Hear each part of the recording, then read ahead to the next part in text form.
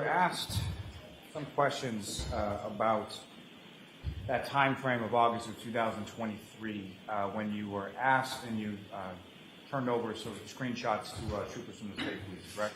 Correct. You were asked about previous times indicating that you weren't asked and it wasn't relevant, correct? Correct. Now, do you know why you were asked in August of 2023 versus any prior time period? Because Colin Albert wasn't in the house, and then it was brought up here that he was. And brought up where? By the defense. And around that time of August 2023? I believe so, yes. And with reference to relevancy, is that what you were talking about? Correct.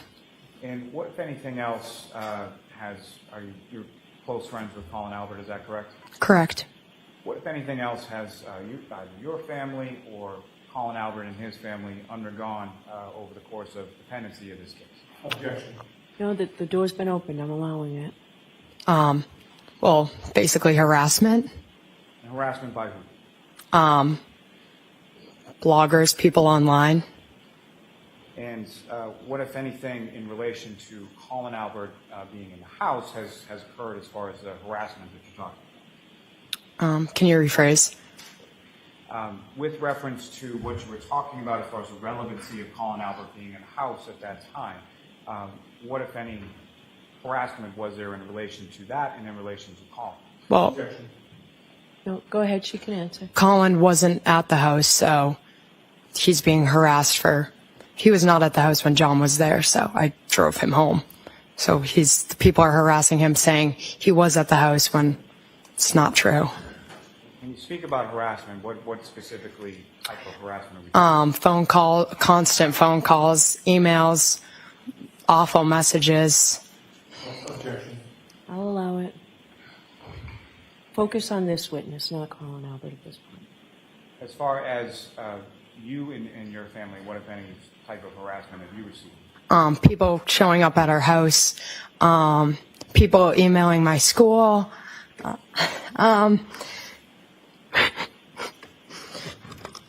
just like a lot of harassment.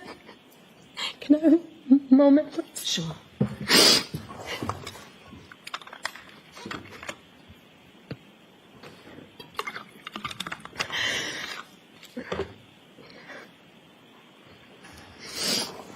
Okay, I'm sorry. I have some, thank you. And how long a period of time has that persisted for? Very long time. Thank you. I have no further questions. I have nothing further. All right, Ms. McCabe, you're all set.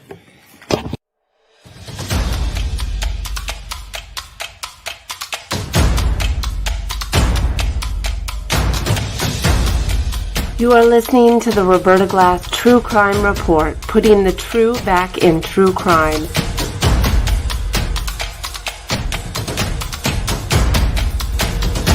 From New York City, Roberta Glass is now on the record.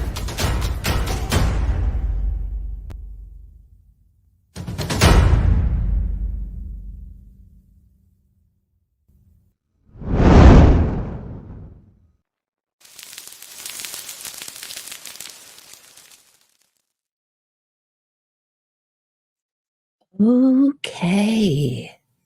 How is everybody? Well, in a perfect example of a man hears what he wants to hear and disregards the rest. Hero witness Allie McCabe has now been put as the revealer of the giant conspiracy. Did everybody hear it? Did everybody hear it? Colin wasn't at the house when John was there. Not in the house, but that's the way the Free Karen readers see it. I was thinking, we were talking in the Yellow Cottage Tales.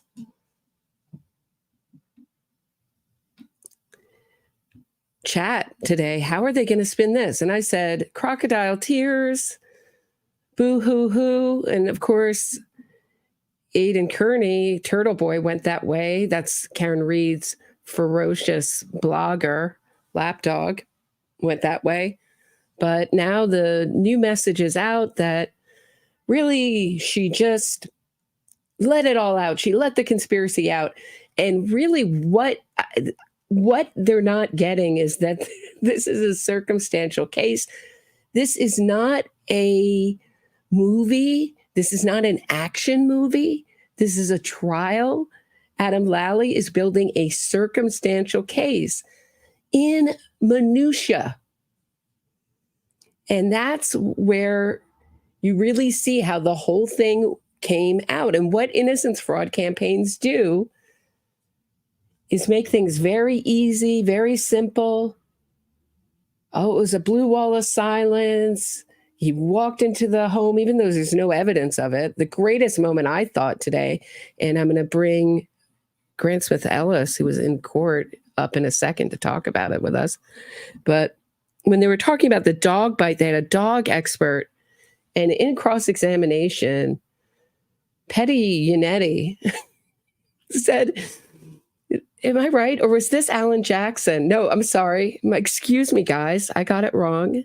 It was Alan Jackson. I thought he was making some fair points about possible contamination because that's the way they always go. The defense always goes, this could possibly be contaminated and these results could not be. But he's like, just because there's no evidence for something, just because there's no, doesn't mean it wasn't there. Just because you got no dog DNA doesn't mean that this wasn't a massive dog attack, which I thought was hilarious. So, I mean, that seems to me a moment that really sums up the whole defense and why it's such a crazy trial to watch. Just because there's absolutely zero evidence that a conspiracy happened didn't mean that we're not just going to go run with this defense. So you can see, I'll just show you on Twitter. Hold on a second. Let me actually, before I share my screen, let me just make sure. Hold on one second. Yeah, hold on one second. Let me just share my screen and show you what they're talking about on Twitter under Al. So when you look up Allie McCabe, so Allie McCabe, this is the first one that comes up. Allie McCabe and Colin Albert provided screenshots at evidence of cell communication on ride on 129. Interesting that neither of the duo's screenshots included the date turnover 128 to 22 to 29 after midnight. I guess Jennifer McCabe missed that detail, right? When she's, I mean, ridiculous. Here it is, people. He was not in the house. So let me see if I can show you what they're talking about here. If my internet He is was not at the house when John was there, so I drove him home. Go ahead. So she meant when John was there, meaning in front of the house. No one puts him in the house. But here it is again. Justice for John O'Keefe, which is so disgusting, my opinion.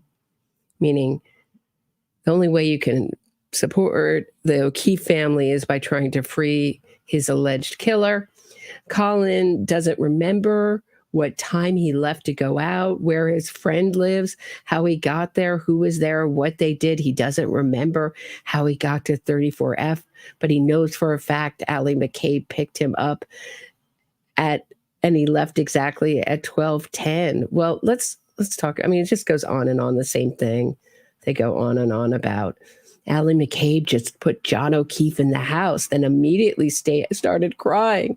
That's why she started crying. Not because of Karen Reed's harassment campaign, because she let it loose, guys.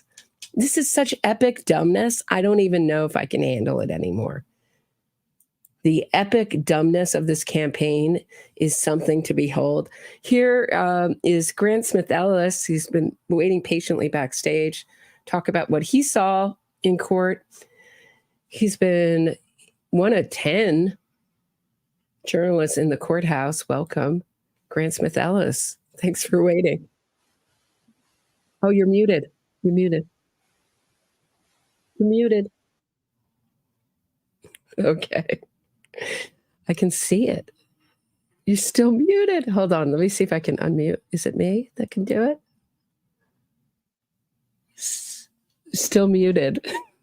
Can you just unmute yourself? Thank you. Thanks.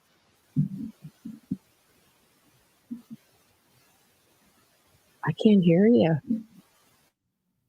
Okay, thank you. We're having a little technical difficulty. Should I go to break and we can fix this? 1 second. Oh, he's getting out the super microphone. While we wait for Grant to pull it together. Nope. Okay, he's gonna leave while we're waiting for this to sort of iron out these details. Let's look from Tuesday Gazette at some of the witnesses today.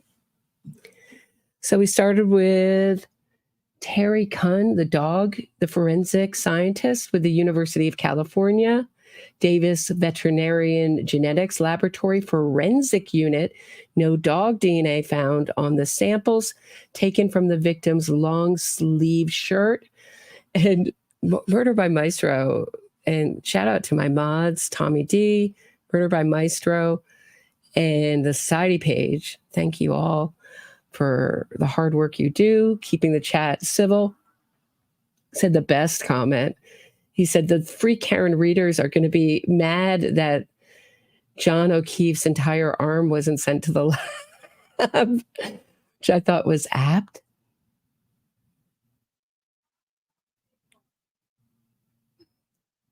The lab, of course, cannot confirm how evidence is handled prior to reaching the lab, only that it arrived in proper concealment and was handled. Ryan Nagel, Julie invited him, meaning Julie Nagel, the witness we saw yesterday, and friends into the house, but Ryan's driver wanted to just go home at that point.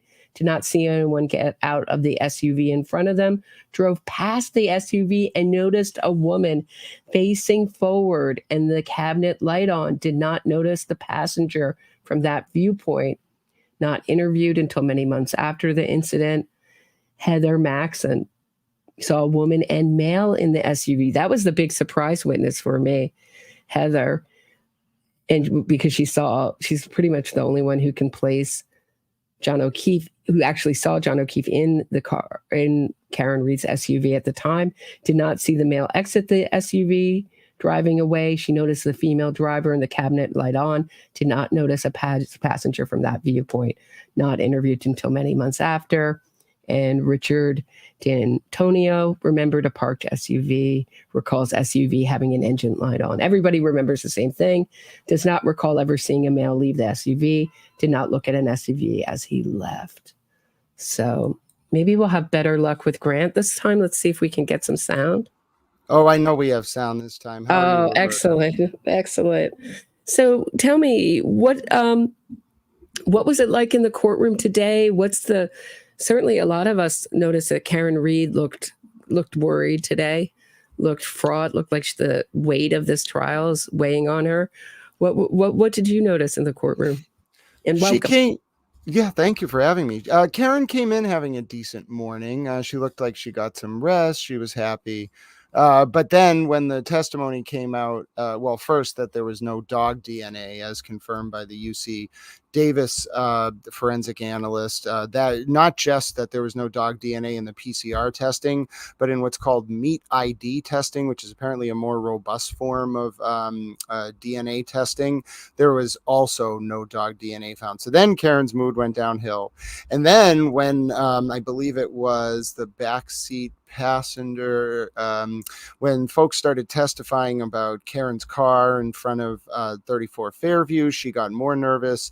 And then when I believe it was Allie McCabe got up on the stand, which is right about when I left before lunch or right around lunch, and said that Colin Albert was picked up before John O'Keefe and Karen Reed ever got to the home, which was at 12:24 a.m. That's when Karen and John arrived. When Allie said that Colin had been picked up before that, then Karen's day just went very bad from there. Mm-hmm. And yeah, let's take a look. This is again from Tuesday Gazette. She did a good job. So it places her picking up Colin Albert at 12:10. So a little terrible news for Karen Reed and terrible news for the conspiracy. And how are these witnesses coming across? I mean, they're coming across well watching from my iPhone. How are they coming across to the jury? And do you think the jury is believing them? I mean, we've heard from the Free Karen readers that every single one of them is lying, and they're terrible people and terrible witnesses. And there's been no evidence presented, which I was like, wow, what are we watching then if no evidence has been presented? Right. I think the jury thinks more about Alan Jackson and David Yannetti in that way. I don't think they give them a lot of credibility. I think the jurors are always watching the witnesses to see when they're getting tested and if they can live up to it. And every single time DY or David Yannetti or Alan Jackson tries to test one of the witnesses' memory, for example, I think during the Brian Albert testimony, I think it was Jackson, put up a picture on the screen of 4 or 5 people, took it down, and then a few seconds later said, okay, now tell me the order of the people in the picture. And the witness nailed it. And this keeps happening to AJ and DY over and over and over again. They set up these sort of very, transparent in my opinion, but I think they think it's tricky, very tricky but transparent lines of questioning that are leading up to a gotcha.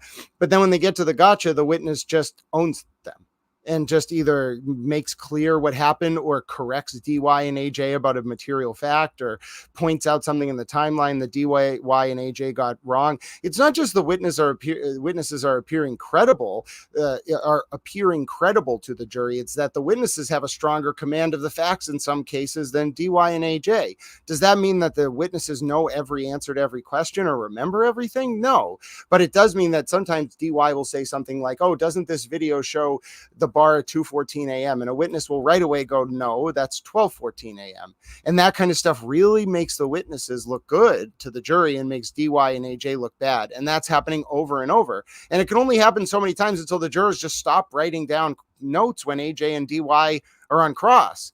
They're taking notes on what the witnesses are saying and giving them a lot of credibility. And then they're not giving AJ and DY a lot of credibility on cross. And that's a big problem for the defense, and they know it.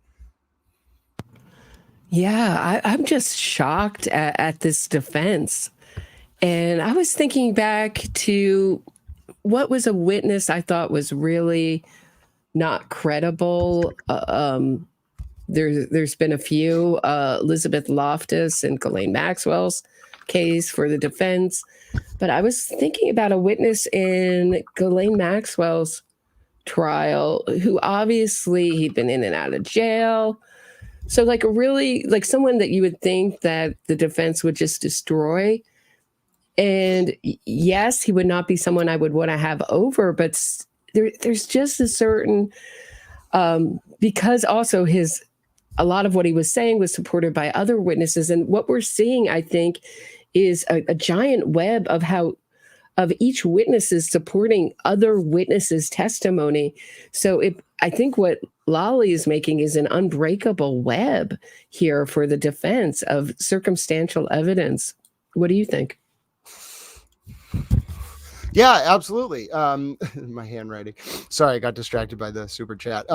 Yeah, no, absolutely. I think that people have to understand. I don't think a lot of people commenting on this case feel the need to understand the legal system or legal strategy or how a trial works or anything. I think they just weigh in, as I've talked about before on this show, with not you, Roberta, but I'm talking about some of these people in the peanut gallery, especially some of the Free Karen Reed people. And I don't think some of these folks understand that the point of what the prosecution is doing is there are elements to an offense, and then there is a mental state, the mens rea, and then the actus reus. I'm not a lawyer. This is not legal advice. I'm a towel. You should get a lawyer if you have questions about the law. And so in that context, the prosecution, what they're doing is not only are they building the foundation, as you mentioned, through circumstantial evidence, which can be used the same way to draw inferences as other evidence by the jury. Not only is the prosecution building up the evidence of Karen being drunk, driving with John in the car, the relationship breaking down, Karen losing control, backing up and hitting him, leaving, going back, leaving again, coming to the scene saying she did it, all of that. That's what the prosecution's doing and building up to. But at the same time, the prosecution is taking away any opportunity for the defense to get their third-party culprit approved. The defense can't even argue that a third-party culprit did this unless they build up the evidence during the cross and during their case to make the argument. And they're not even close to getting there. In fact, things are so bad right now. I believe this defense is going nuclear. And I believe Alan Jackson tried to cause a mistrial today by intentionally inducing one of the witnesses to mention the feds in a way that I believe almost caused a mistrial and very well could have been intentional by the defense. And I believe it's going that badly. The reason I know it's going that badly is that I have some pretty good inside lines to the defense in particular. And I think the Turtle Boy Karen Reed falling out has put Karen Reed in a very defensive position. And unfortunately, I don't think there's any way to rehabilitate that relationship. Forget about me. I'm just the person who figured all this out. What really is going on here is that Karen Reed is being forced to put on the defense she would have put on if Turtle Boy were never involved. And so for Karen Reed, it's kind of like, I can see what she's thinking almost, which is like, why did I even bother getting involved with that idiot in the first place? Because now the defense that I have to put on in court is the same defense I would have put on if I never did all that pretrial subverting the jury pool and harassing the witnesses and all of that. So I think Reed feels very tactically outmaneuvered here. And then also I feel like she feels like she's a victim of circumstance in that she didn't expect to necessarily have this falling out with Aidan Kearney. So those two things together, I think have put the defense in a very bad way. And I have been of the opinion the entire time, the defense didn't have a trial strategy. They built it in a week and a half. And now you're seeing the effect of it, which is a prosecution with a real trial strategy. Every day we're getting bombshells and it's all building up to very big, important information that obviously those of us who read the pretrial documents already know and understand. But for the rest of the media in the world, I mean, they're not going to sugarcoat it at this point. They know what's coming. Like, that's why it's almost a fait accompli for Karen. She doesn't matter how many Ted Daniels or Sue O'Connells you have out there. It's all leading up to what's going to be some very damaging information. And if people think it's been a difficult PR for the defense to spin what's going on now, it's going to get much worse. Wow. So when was that exactly? How did he exactly bring in the feds? Do you remember exactly how Alan Jackson? It was during the interview. It was during the cross of Ryan Nagel, I think. And Jackson just kept saying who he kept asking about a May 23rd, 2023 interview, non-Commonwealth interview or something Jackson was calling it.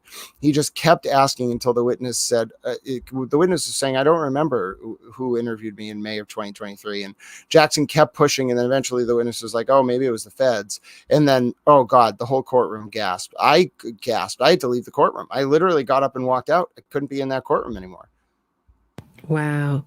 And you know what I noticed about Alan Jackson is that when he's losing in these cross-examinations, he's so competitive. I likened it last show to a gambler that can't walk away from the table and just keeps doubling down. And I notice he just gets himself in deeper and deeper, worse and worse, when he would have been better just to sit down when he has these massive losses. Do you notice that pattern? Yeah. And he gets in his zone, and when he's in his zone, he loves it because that's AJ and he's doing his thing. He's really good when he's in the zone, but when he can't get in that zone, it's like it's like spinning his wheels, like you're describing. He gets flustered and frustrated that it won't go into that kind of like, and I know what this is. It's like The Shining kind of, but it's more like this state. I wouldn't call it a disassociative state, but it's definitely something that very high intelligence people can do.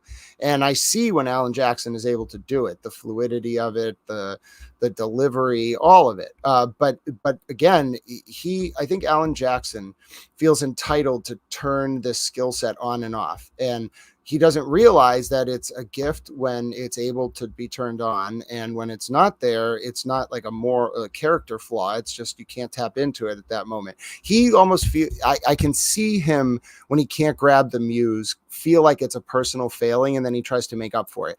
That is when he struggles the most. It just goes haywire. He doesn't ask any pertinent questions. The jury doesn't get anything from it. The reporters don't get anything from it. But it only happens when he's conscious and self-aware that he's falling out of his zone. So it's an interesting thing to watch happen in real time. Yeah. What did you think about the trying to bring in the firefighter, Katie McLaughlin? Is that her name? Katie McLaughlin? Yep. With, and her connection to Caitlin Albert, and to really kind of hammer that home with Caitlin Albert's cross. I thought that was, for me, it was a giant fail. I think it looks a little bit like bowling, but I mean, even if he were to establish that, do you think that would, I mean, I guess my real question is how could the defense win this case going forward? They can't. Mistrial. That's their only option. It's over. Roberta, I said this, I think when I was on your show 3 days into the trial, it was over. It really was over during the opening. But it ended that Wednesday or Thursday. No, there's no chance. No chance. There's zero chance. I've been really shocked by the amount of innocence fraud in our mainstream media. So when they showed the video of Karen Reed's taillight out, I think it was 8-something a.m. when the officer went to do a wellness check on John O'Keefe's kids. And that was like a bombshell. It was like a mic drop for Lolly. And the court ended with that. And not one of these mainstream media talking heads was talking about the taillight. They were all talking about some kind of minutia. I mean, I almost call this like the defense, like the Facebook friends defense, like what pictures you can find on Facebook. That's what they've ran with. And this really strong evidence.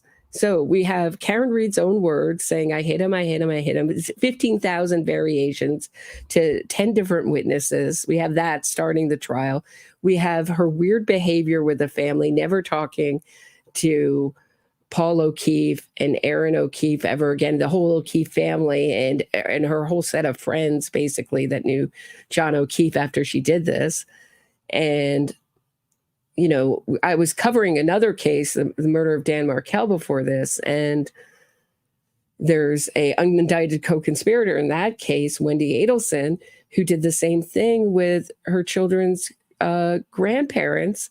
And everybody thinks that's sus, but all the Free Karen Reed supporters think there's nothing odd about her never talking to the O'Keefe family again, gathering her stuff, barely saying 2 words to them as they're all grieving, and making sure she gets her stuff immediately and walking out with her parents. I mean, I found that really damning. That's something else that our mainstream media talking heads didn't run with. Instead, they're running with these defense minutia talking points. Have you been surprised by that? Sorry. There, I'm back. Not really, because in some sense, yes, but I think we've talked about before how I've pretty enmeshed in the media establishment. I mean, I'm bigger than most of the media establishment. I'm not tooting my own horn. I just literally drive more traffic than almost all the outlets covering this trial, except for the national ones. And the way the media establishment works is you have people who know that they're manipulating the public. In this case, I feel like Ted Daniels and Sue O'Connell are playing that role. Then you have people who are just trying to learn about what's going on so they can convey it to the public. And I think about 6 to 7 of the other reporters are in that field, just trying to pick up on it because they have a big workload and this is what they're covering now and they need to learn it. And then you have 2 people or 3 people who know this case really, really well. I would put myself, 4 people, myself, Gretchen Voss, Tim and Andrea from Canton Community TV, and Christina Rex, who just know the case so well that you couldn't manipulate us if you tried. And what's difficult, I think, for the defense right now is that the media can't get away with being manipulative, whether it's Sue or Ted or whoever, because as soon as they try, you may not see it, but they're getting called out for it. And they're, it's especially when stuff comes up in court and they get it wrong, or they say something and then it's very clearly pointed out by the evidence to be wrong.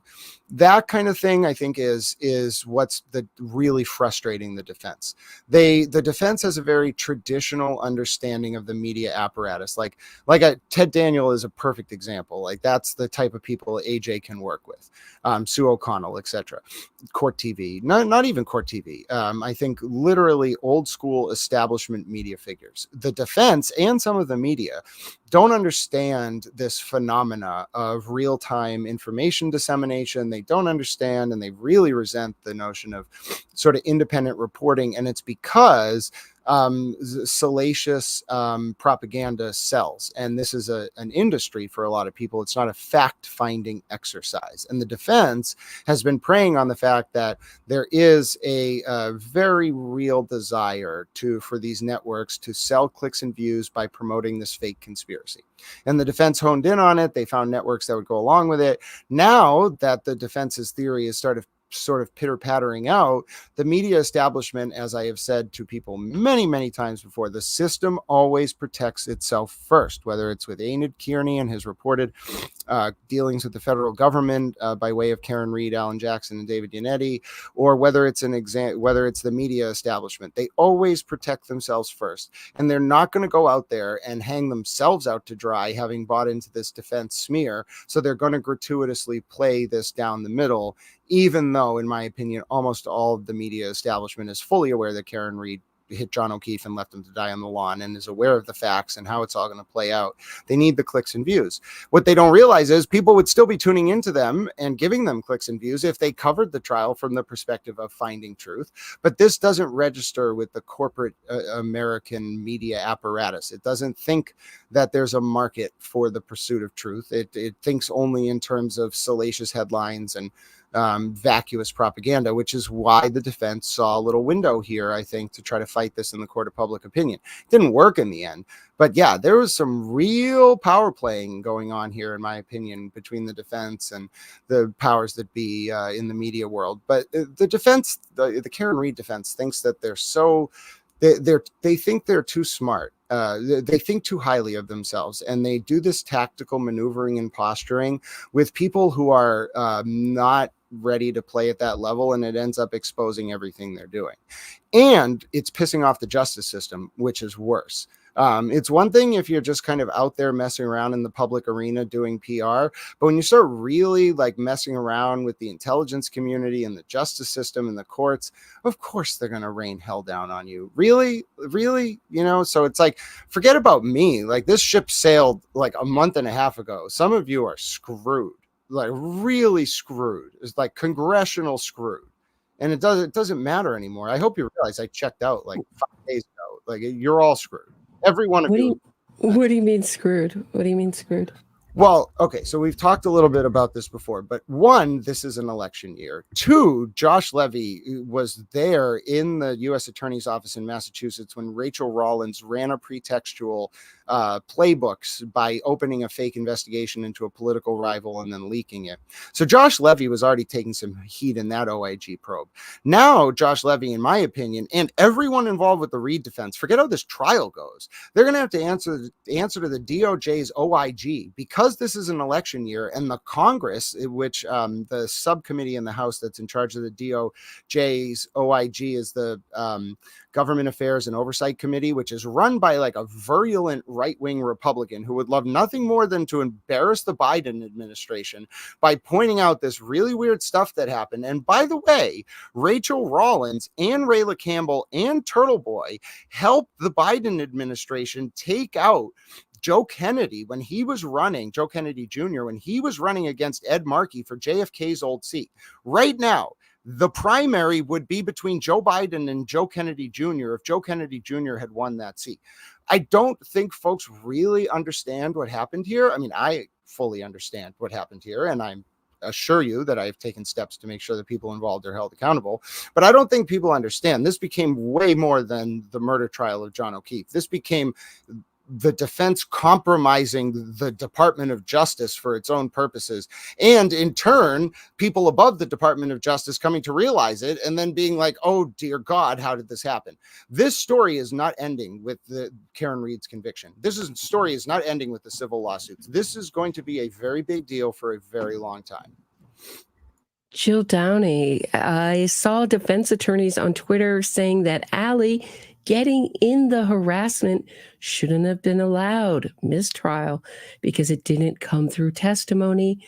What say you? No, my understanding is that Yannetti opened the door for this. And that's what I heard the judge say. If you go back to the opening, you can hear the judge say, no, the door was opened by the defense.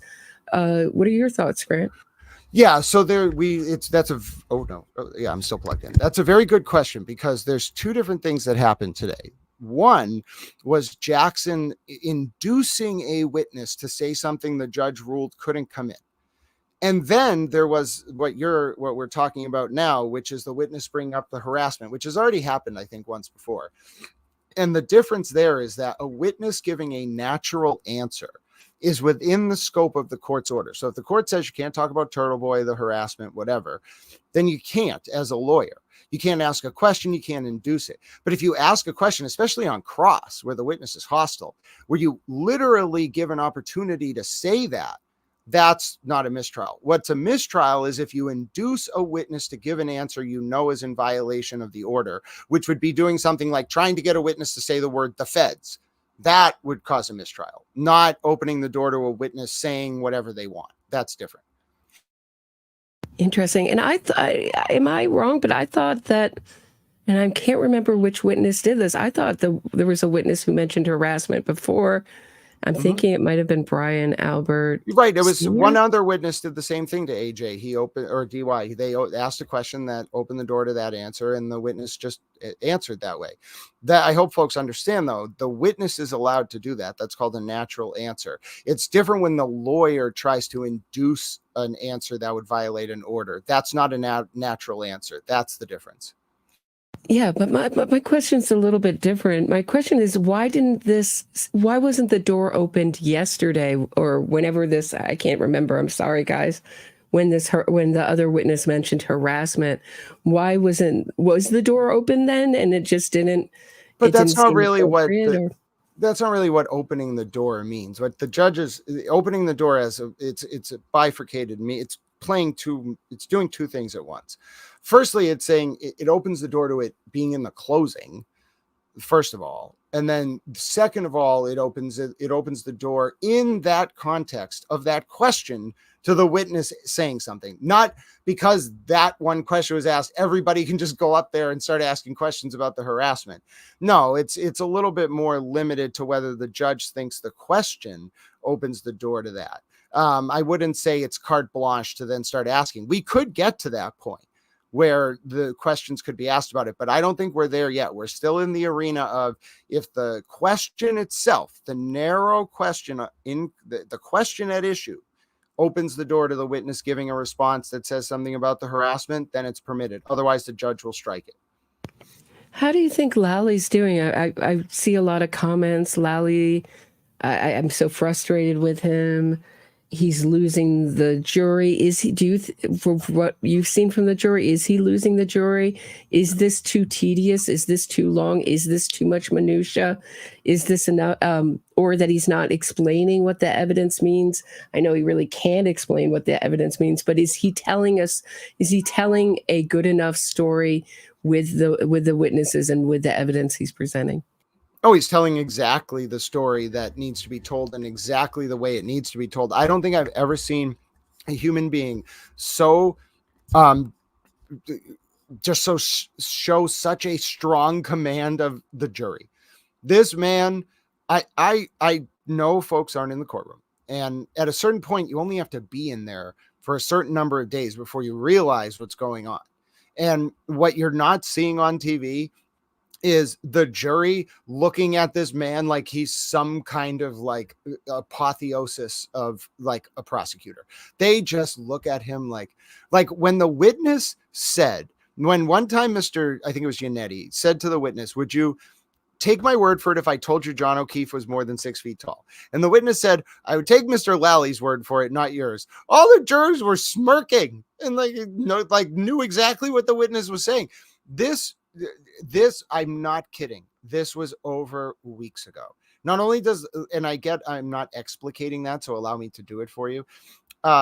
Not only does Lally have a command of this jury, but he has somehow figured out that all 16 of them want this nuanced sort of just the facts, Joe Friday, Dragnet style presentation of a complex situation that none of the jurors were there for, but they all are now, or they all very quickly came to understand was complex, had a lot of players, but centered around Karen Reed and a very, very weird series of events.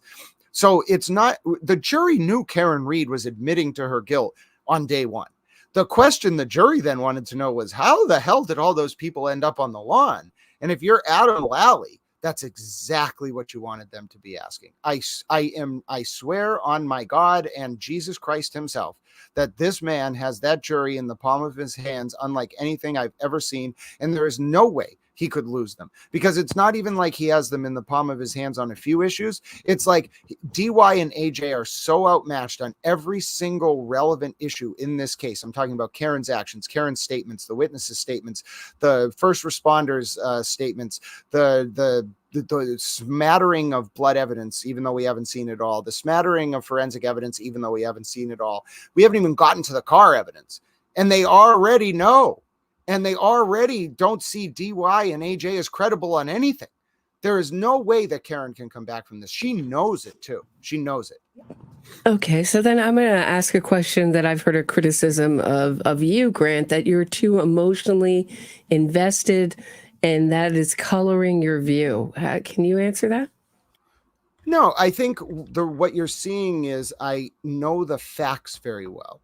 So when I'm sitting there and I'm observing the jurors and listening to the testimony and the lawyers, what I'm actually doing is I'm anticipating where this is all going in real time, and I'm waiting for one of them to violate one of the orders or the rules or play the game wrong, because I'm very aware of what they're doing tactically. This whole thing is a choreographed theater production where everything is approved. There are no surprises.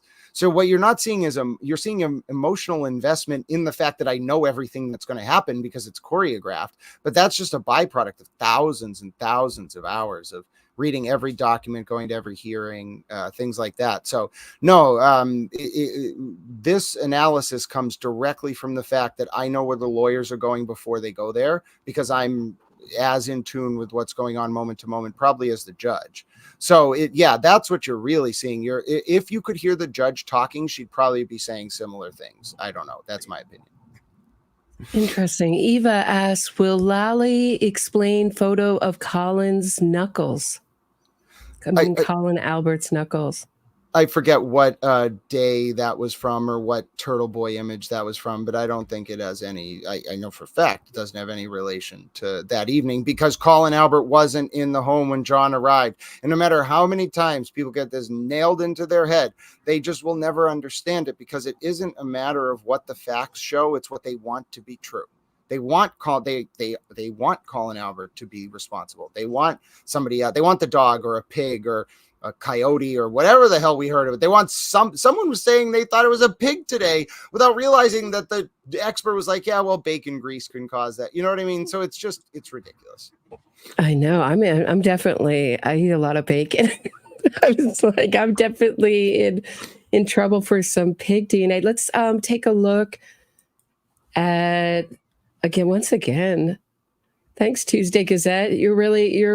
Follow her on X. She really has come up with a lot of useful things on her Twitter account today. So let me just share the picture that Eva's talking about. Can everybody see that?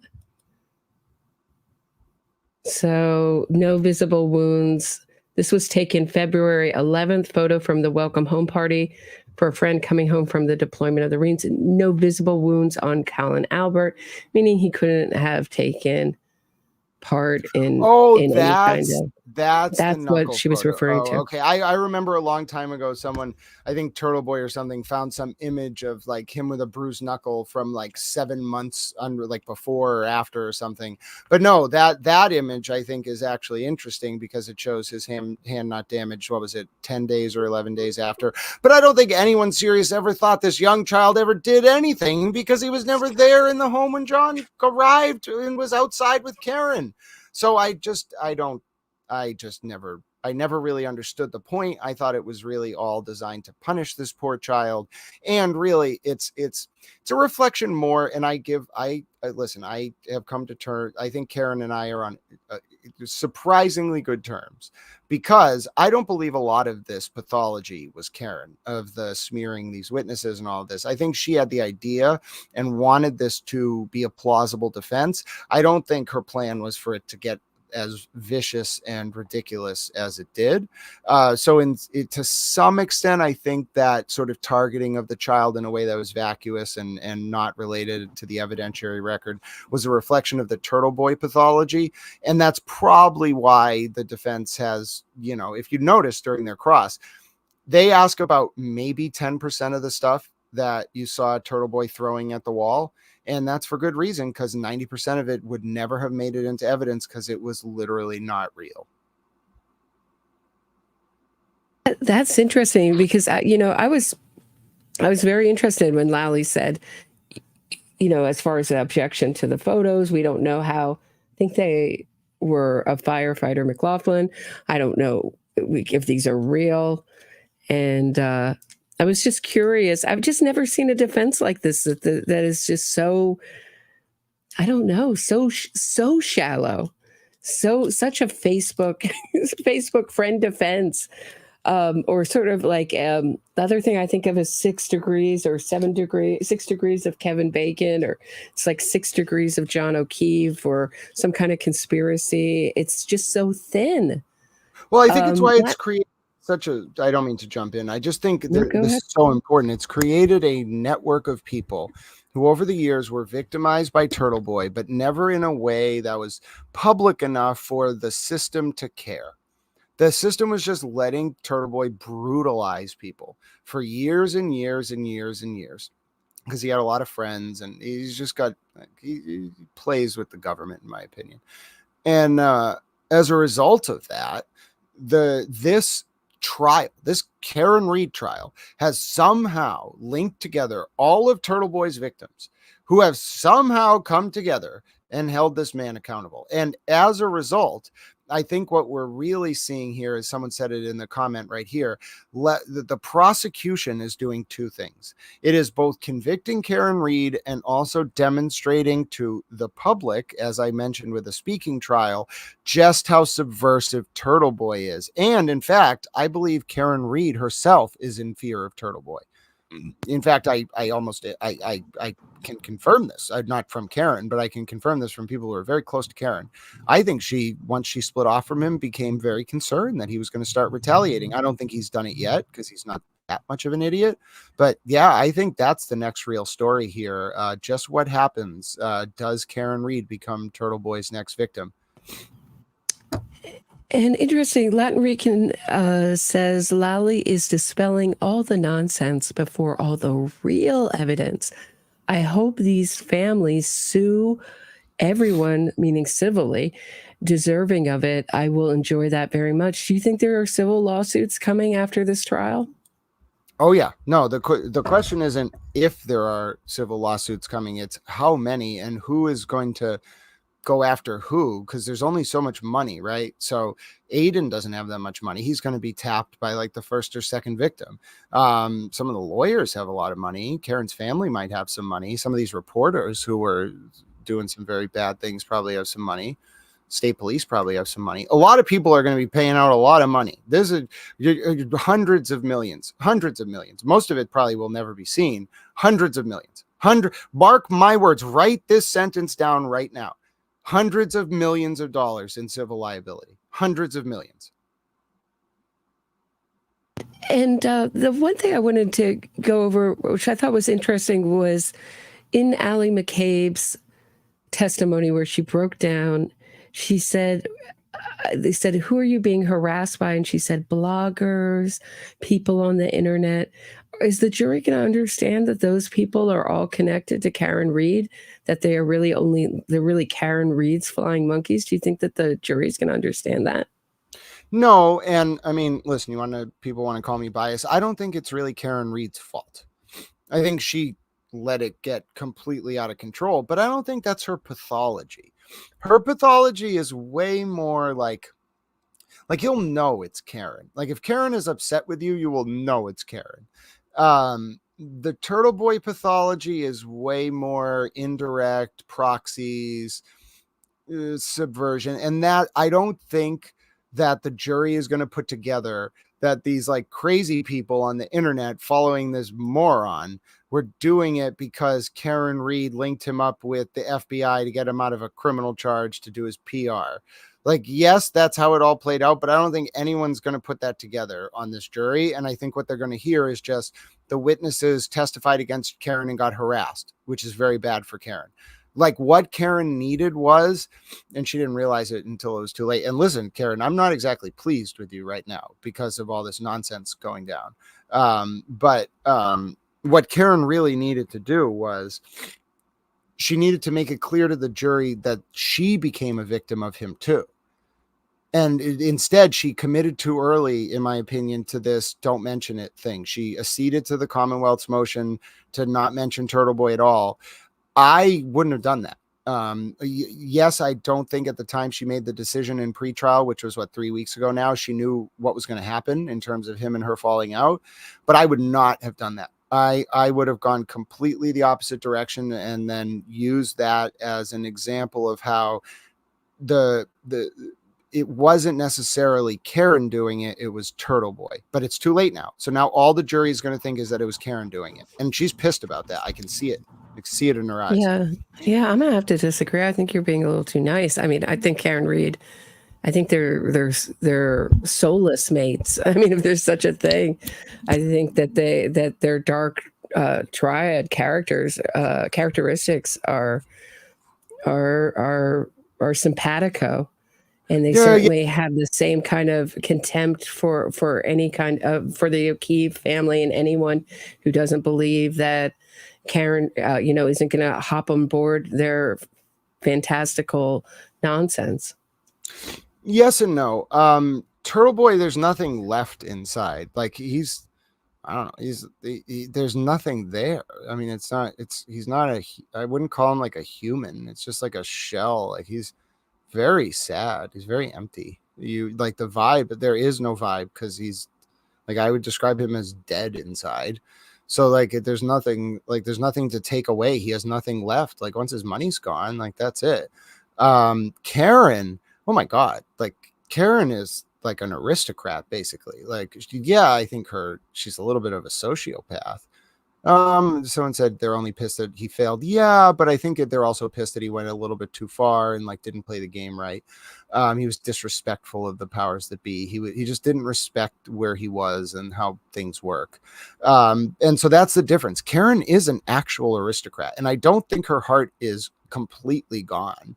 Like, she clearly loves her family. Clearly, you like, oh my God, they cry, they really and love each Hitler other. loved dogs too. Yeah, but it's not, Say. yes, I get what you're saying. And I do think Karen did talk to Aiden and let her like dark side come out. And like, listen, all these aristocrats mess with the occult. Don't tell me for 1 second that those like Bohemian Grove and all that stuff, I know exactly how that came out of the OTO or like the German movements of the late 1800s and early 1900s. I know all about that stuff. The reason I can analyze this world is clearly I have been on the periphery of it. Like, some of you just are very blind to what is right in front of you, and not you, Roberta. And Karen Reed is someone who can move in those circles, not just because she's like a intelligent person who can manipulate other people. A lot of people can do that. She can move in those circles because she's authentic in some sense. And she actually, there is something there. It's not just that she's this like, I keep telling people to watch Eyes Wide Shut. Karen is the type of person who could go to one of those parties at night and then live a regular life during the day. Aiden Kearney is not. He would go to that party, he would talk about it, and then he would end up like, causing trouble, just like what happened. Mm-hmm. Well, there's certainly, I mean, that's, certainly coming into the mainstream dialogue with the Diddy, the pending, I see is the pending Diddy case that's going to come out of New York, the federal case coming out of New York. Sorry for cussing, that's where I think that's going. Yeah, sorry for cussing, but investigation. Fuck those people. They literally SA children. Fuck those people. There are some really fucking bad people. I know you covered the Epstein trial. No, fuck those people. And they're in this country. They're all around the world, and they hide in plain sight. You all think I try to explain this to people while not being murdered. But you all think this is peeling back the curtain on the American aristocracy, finding out about Dustin Chow, disliking Michael Morrissey. That is child's play.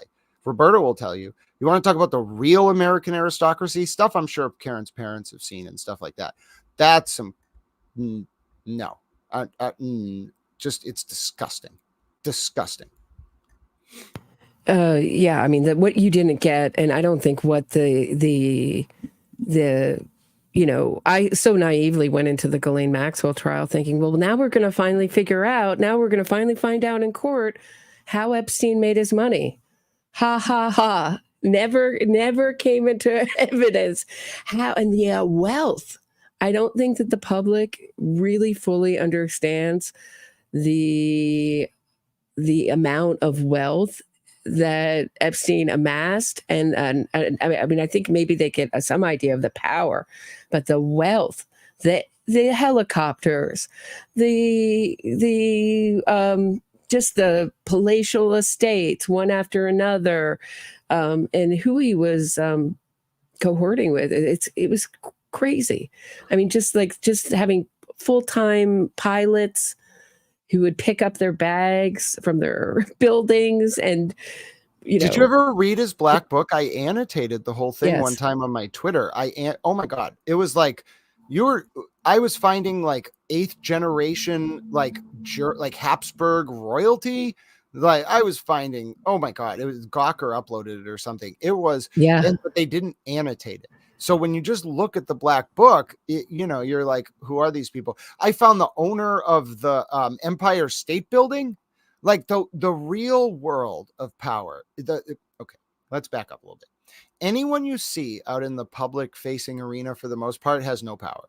In fact, being a public figure is fucking horrible, and it sucks. And do you think I like walking around and every single person has something to say to me? Every single person. People just out of their cars are saying things to me. People just stop me on the street and say things to me. No, it's fucking horrible. It's for people who are like relegated to this sort of puppetry space, whether they realize it or not.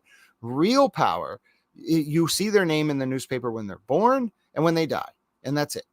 Real power doesn't need to be seen. It doesn't want it. It's gaudy. It's pointless. It's vacuous. It leads nowhere. Real power is institutional wealth and these networks and what we've been trying to talk about. And I assure you why I actually have some respect for Karen Reed, although I think, she could return the favor more often. She has been recently, so that's nice of her.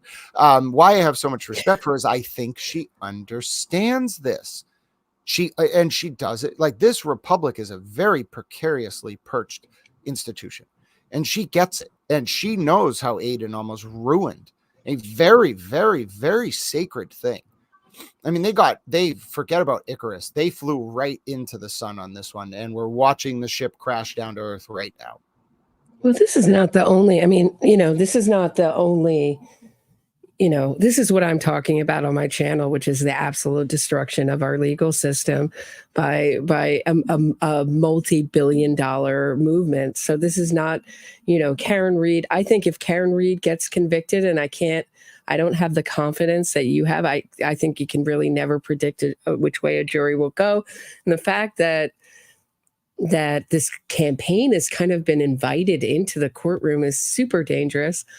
But what I've seen is the making of myths. The making of myths started, you can go back to, we're now as far back as Sacco and Vanzetti. I mean, that's what we're teaching kids, is that they were wrongly convicted because they were immigrants.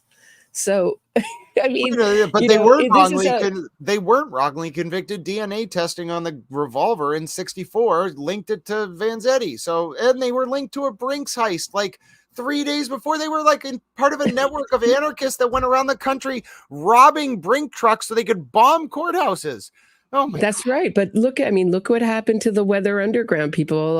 Kathy Bodine, she went and worked as an adjunct professor at Columbia and started their justice center. I mean, it's totally infiltrated. I think Howard Zinn, in the beginning of his book, he said, I believe the wrong people are put in prison. And then he goes on to talk about Sacco and Vanzetti and their quote unquote LOL wrongful conviction.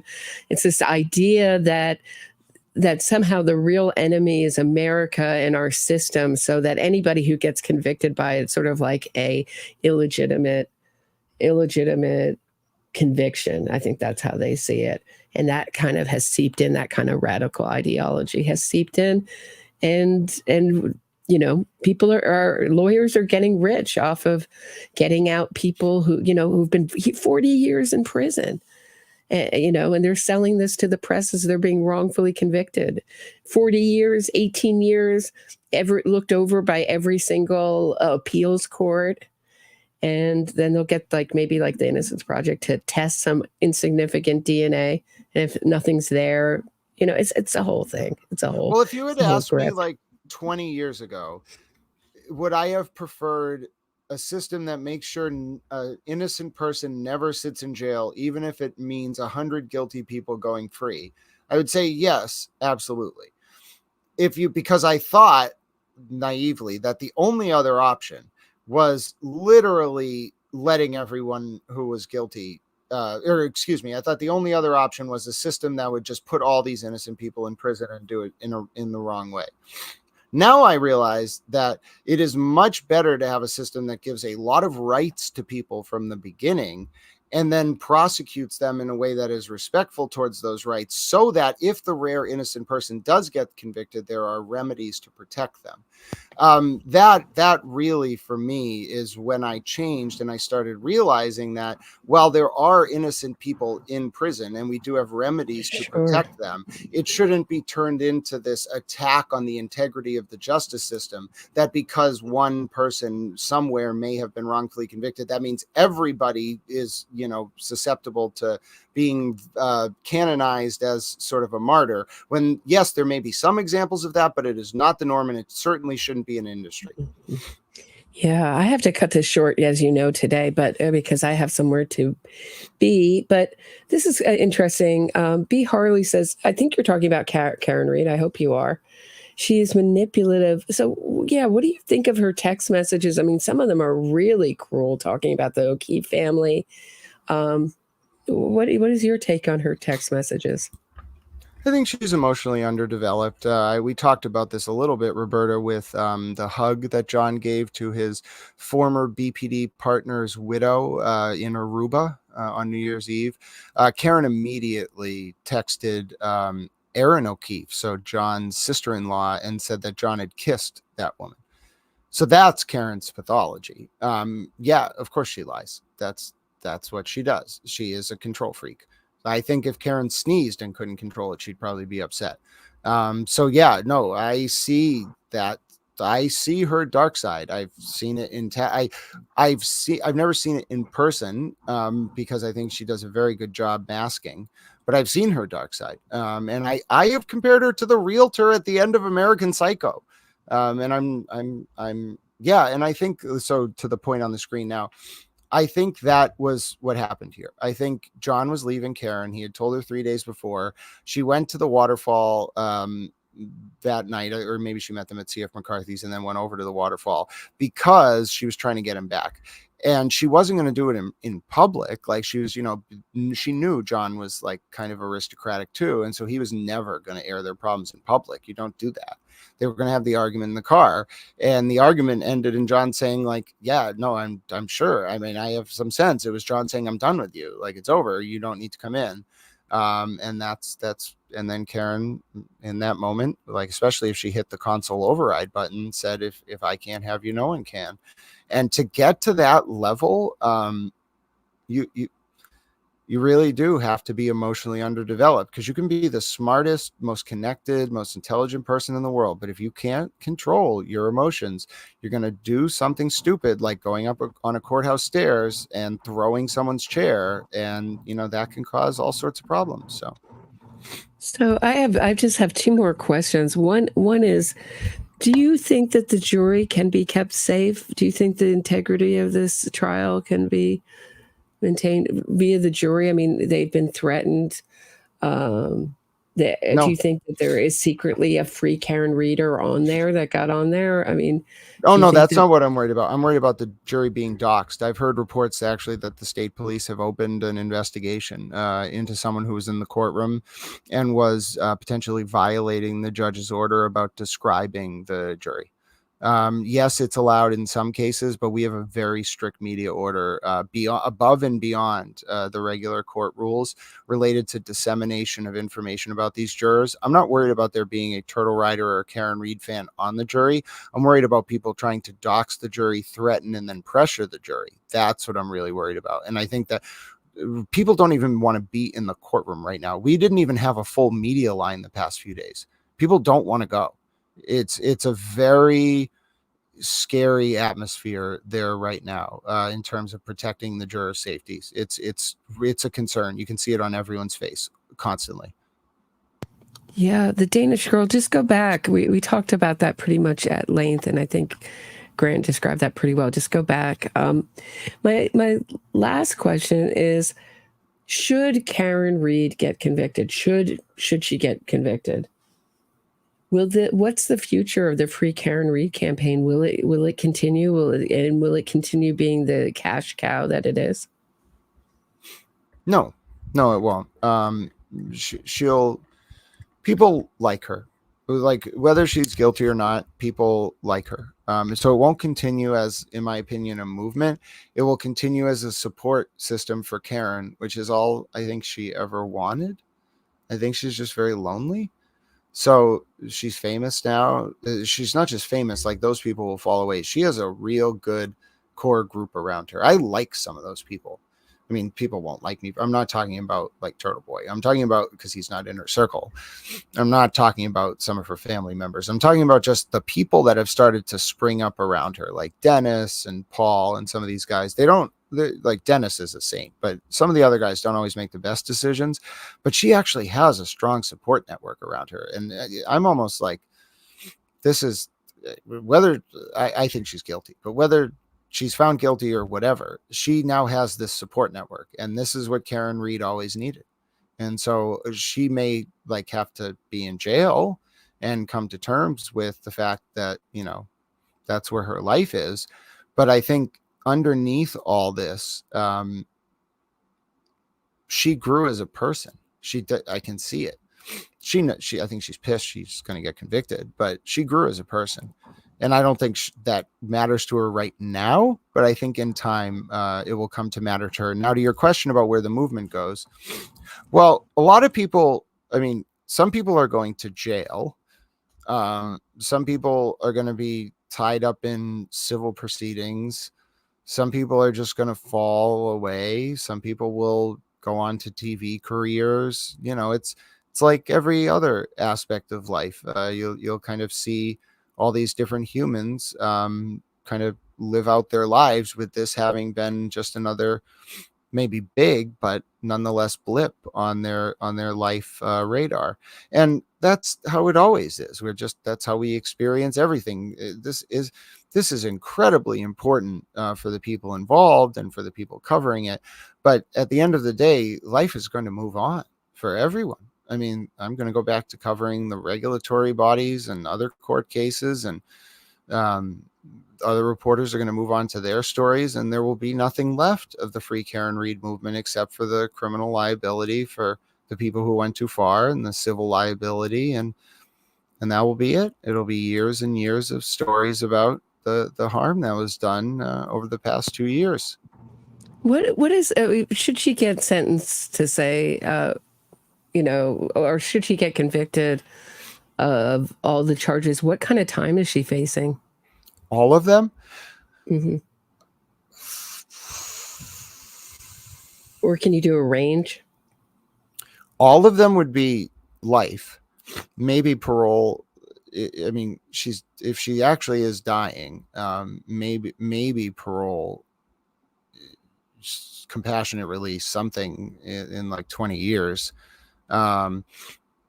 Just one charge, just malice second degree murder, could get her 20 to life. But add in the OUI manslaughter and leaving the scene of an accident. I mean, I don't know if you're going to get concurrent sentences on that. Massachusetts is pretty lenient, but anything gets consecutive and you're in serious trouble. You're looking at in my opinion, decades and decades of prison time. If she just gets convicted on one of the lesser charges, she might not do as long. If she just gets convicted on malice second degree murder, no prior criminal history, I mean, the sentencing guideline, I think the range is 20 to life, but she could get less than that. It's not looking good. There's no outcome here other than involuntary manslaughter, leaving the scene, that gets her less than 10 years, in my opinion. Like, she's looking at decades of prison time. I sincerely have to go, but I have one final question, which is I hear a lot of chatter about the judge being so biased. Do you find this judge biased for the Commonwealth? What do you think about her rulings, and do you disagree with any of them? Well, first, we did get an incredible amount in before 7, so credit to you. And then also, no. I think that the problem is the judge is dealing with a defense team that likes to break the rules, not like break the rules in a way that's like pushing it up to the line, but like break established pretrial rulings and then see if the judge will do anything about it. So no, I don't think what you're seeing is the judge's bias. I think you're seeing a juvenile defense team that wants to test the court's patience. And the court has been doing a stellar job of just saying, come on now, you children, what are you doing? In fact, actually, I'll tell you a funny anecdote before we go. When Jackson and Yannetti were getting out of the car after lunch, Karen and Elizabeth Little were standing around waiting for an umbrella, and Jackson starts like trying to herd cats, and he's like, come on, kids, we all gotta go now. And I'm just like, what have I found myself in the middle of? So she don't think that, I mean, I think they put like some of these, because I feel like, when they say, I think there's one YouTube, lawyer, obviously on the Free Karen Read side, someone sent me a clip that said, well, this is maybe a week and a half into the trial, saying this is how many objections the judge has sustained from the defense and how many she sustained from the Commonwealth. It was like 60-40, which I thought was remarkable, considering that what I noticed the defense doing is throwing in a lot of things that they know are going to get objected, and just hoping that the jury hears them, just to get in these kind of defense talking points, like really wild stuff, especially at the end of cross examinations. Oh yeah, but so some stuff are really egregious ethical violations, but that stuff, that's par for the course. Like every cross, I'm pretty sure you're trained from like even a mock trial in high school.